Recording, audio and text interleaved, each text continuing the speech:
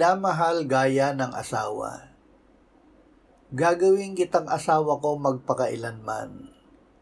Gagawin kitang asawa ko sa katuwiran at sa katarungan, sa tapat na pag-ibig at sa kaawaan.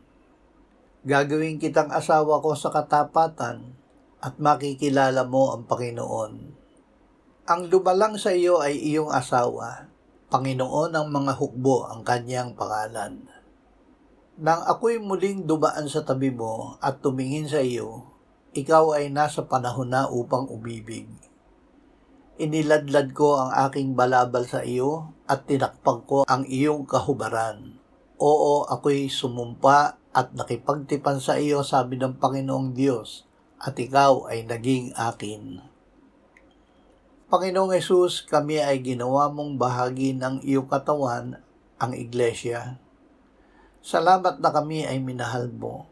Ibinigay mo ang iyong sarili alang-alang sa amin upang kami ay pabanalin at iharap sa iyong sarili na isang maluwalhating iglesia, banal at walang dungis. Amen.